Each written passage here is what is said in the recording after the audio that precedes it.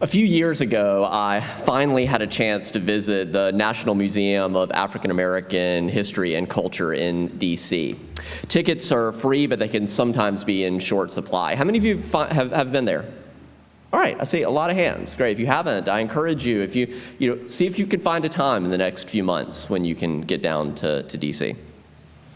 Moving through the underground history galleries up to the highest level of the cultural galleries, for me was this in turns devastating, inspiring, and ultimately ecstatic experience.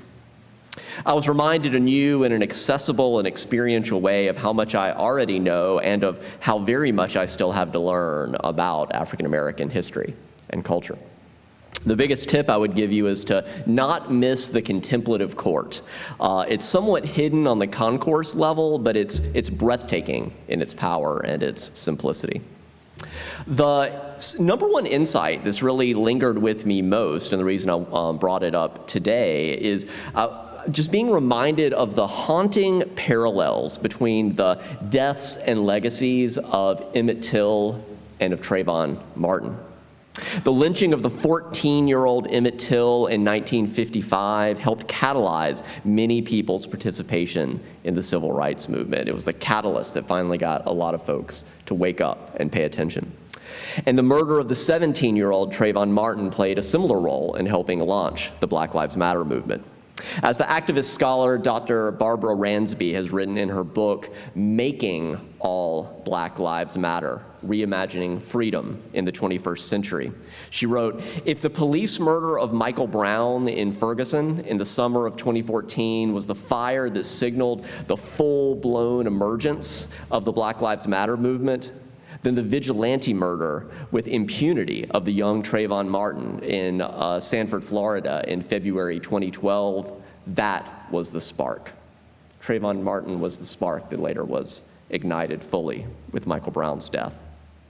And these are only a handful of the ways that this African American Museum in DC is a powerful reminder, a call, and a challenge to learn more about Black history and Black culture. Standing before you today, I am holding in my heart that today is the actual 67th anniversary of the day on which Emmett Till was murdered. Dr. Scott, if she were with us this morning, planned to preach about Till's whistle. A white woman heard him whistle and perceived him as whistling at her. It seems very clear that was not what he was doing. Her perceptions and choices, though, contributed directly to him being lynched. The second part of Dr. Scott's sermon title was Our Modern Call to Action, pointing to connections between the past and the present. And thinking about that and this contemporary call to action, we're not just supposed to learn about what happened to Emmett Till, but what difference does it make in our lives today? It was reminding me of thinking about how different that is than how I learned history growing up in South Carolina. I don't know how you all learned history, but the way I did, it was really just about memorizing facts for a test. It was just about things that happened back then. There were hardly ever connections made to the present.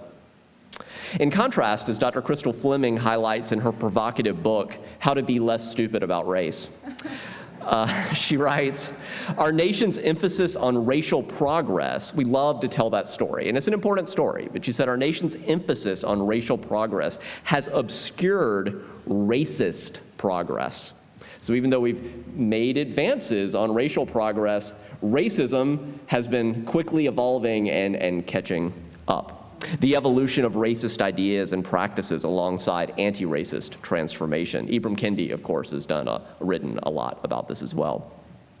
I find this framework quite helpful in learning to notice both positive progress in racial justice, dismantling racism, dismantling white supremacy culture, and the negative adaptations of systemic racism entrenching itself.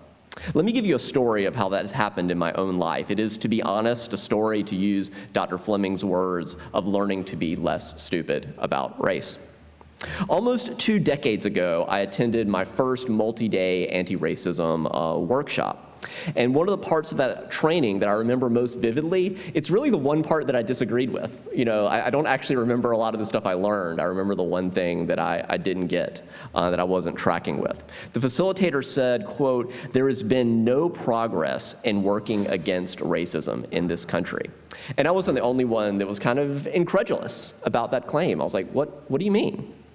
Although I found most of the workshop compelling, I was really resistant to this idea that there had been no progress. I was just thinking about, what about the 13th Amendment? What about Brown versus the Board of Education? What about the Voting Rights Act? What about the Civil Rights Act? And we could go on and on. The facilitator's counterpoint was that despite these instances of apparent progress in racial justice, systemic racism in many ways remained unchanged, and that on balance, due to this deliberate and insidious evolution of racist policies, there really hadn't been, on balance, progress. I didn't really grasp this point, though, until quite a few years later when I read Michelle Alexander's book, The New Jim Crow. That wasn't published until 2010, just 12 years ago, so it was quite a few. But that book, I was like, okay, now I get what that person was trying to tell me. It was like the data that I needed. How many of you have read The New Jim Crow? Okay, quite a few of you. We've done reads here. Or how many of you have watched 13th, the documentary on Netflix? So if you don't have time to read a book, just spend 90 minutes. Watch that documentary on Netflix, 13th. Really powerful. I'll limit myself to citing only one of Alexander's many profound points. She writes, "Today, there are more African-American adults under correctional control, so in prison, in jail, on probation or parole, than were enslaved in 1850, a decade before the Civil War began." That's just inviting you to see the way that, so we emancipated people that were enslaved, but then we set up this prison industrial complex that essentially is functionally the same thing. And that's the example of anti-racist progress and racist progress coming to balance it. And really coming to see that systemic racism is so much bigger than anyone's individual prejudice. It's just about so much more than what's going on in your heart. It is about these systems and structures and institutions. As I've continued my journey of striving to be less stupid and less fragile around race, though I'm sure I'm still both stupid and fragile as well, and trying to become more curious, more committed to staying at the table to accountably dismantle racism, the most recent aha moment I had was when I heard Ta-Nehisi Coates say, I know many of you have probably read his book as well. He said, "What would prove to me that white supremacy is over in this country would be closing the racial wealth gap." I just thought, wow, that's super interesting, because I'm sort of a big data nerd. I'm like, wow, you're giving me something specific and measurable that we can track. It's not just like, do we feel that racism is over? It's like, I don't know, have we closed the racial wealth gap? That's really interesting to me. Something we can be accountable to. And in researching the racial wealth gap, I discovered a book published by Harvard University Press. It's titled The Color of Money, Black Banks, and the Racial Wealth Gap. It's right there in the title. That's how I found it. It's by Mirza Baradaran, a law professor at the University of Georgia. Significantly, recent studies in social science show that both blacks and whites tend to severely underestimate the extent of the racial wealth gap. They get it wrong by about 25%. It's like 25% worse than people think it is. And that's where some of this kind of unfounded optimism comes from, of like, oh, we're making this racial progress, and ignorance about the corresponding progress in systemic racism. So what does the data show us about the racial wealth gap? In Baradaran's words, today across every socioeconomic level, blacks have significantly less wealth than whites. Over a third of black families have either negative wealth or no assets at all. The 2008 financial crisis in particular devoured half of the wealth of the black community, since African Americans had racistly been disproportionately targeted for subprime loans, proving once again that adage that when Wall Street catches a cold, Harlem gets pneumonia. Zooming out for a more historical perspective, when the Emancipation Proclamation was signed in 1863, the black community owned 0.6% of total wealth in the United States. So at the end of enslavement, 0.6%, less than 1%. What's staggering is that more than 150 years later, that number has barely budged. Black Americans still own about 1% of wealth in the United States.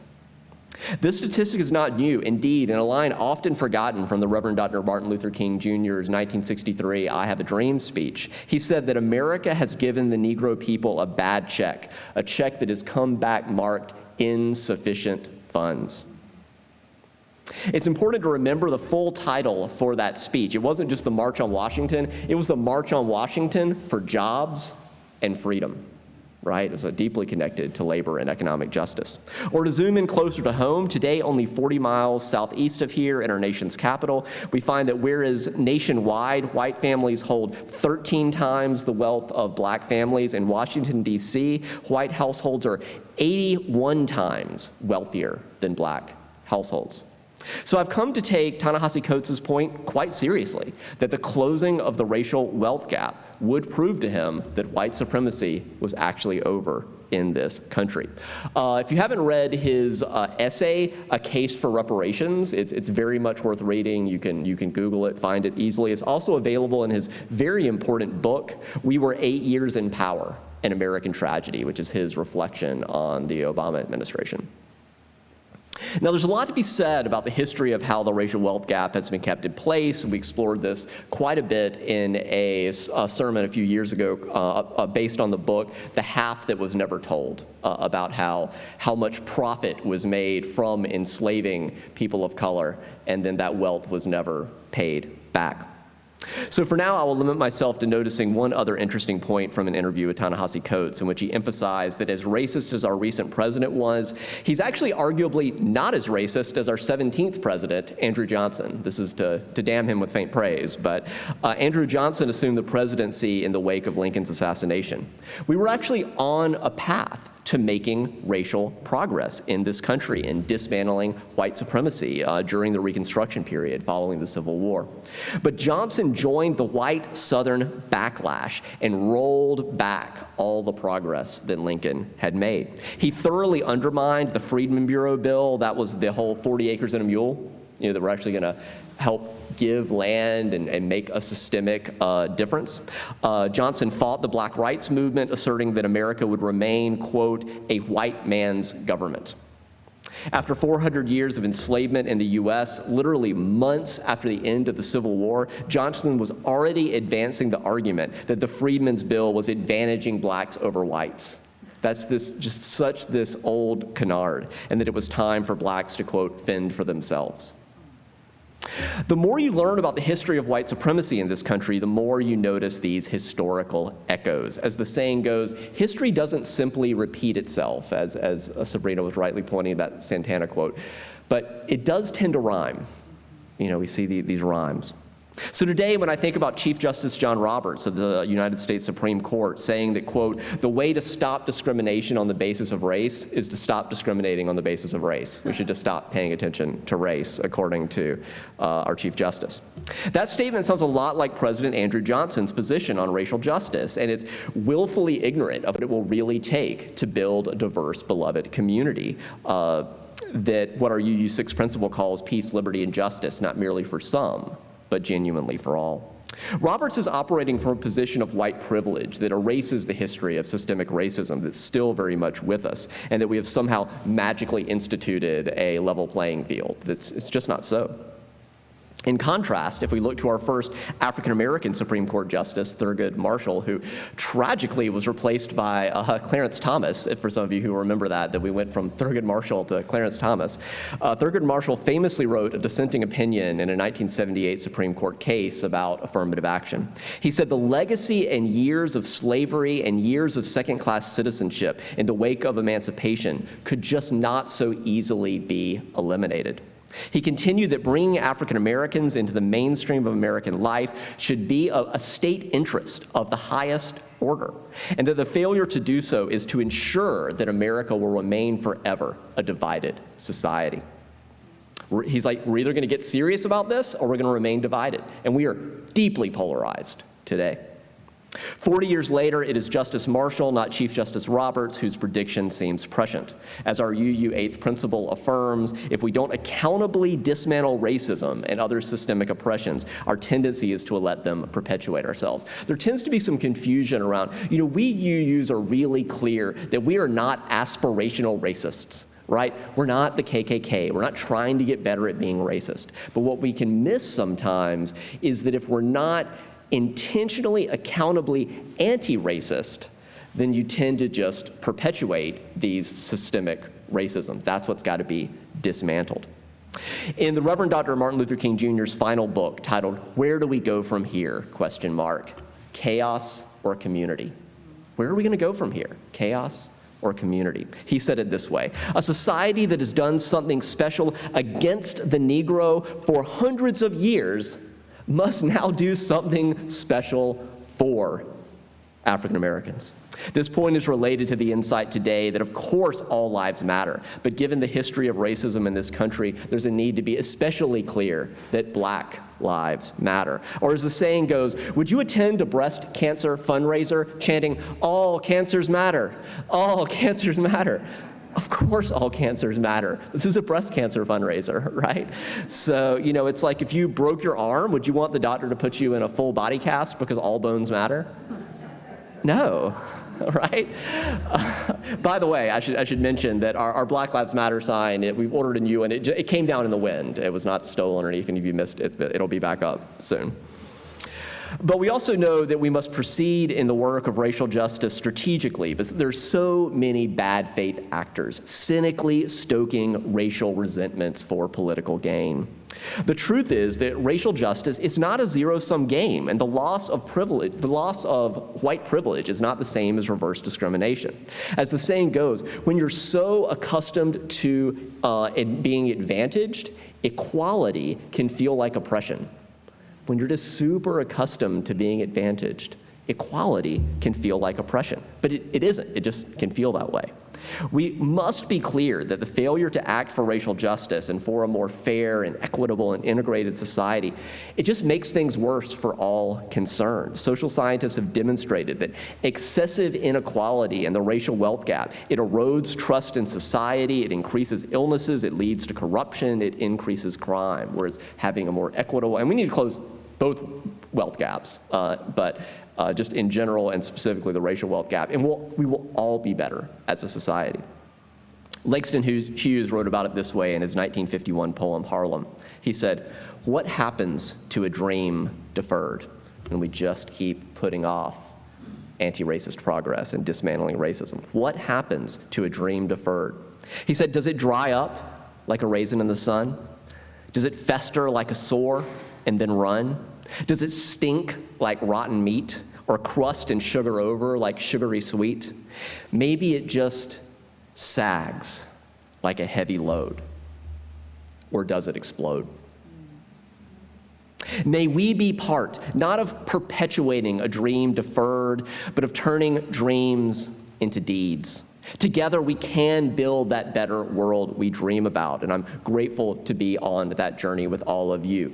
This is hard work, what we're talking about doing, but we can do hard things. We can do them together. In that spirit, let's rise and embody your spirit. Let's sing together in your teal hymnal, number 115, "I Know I Can."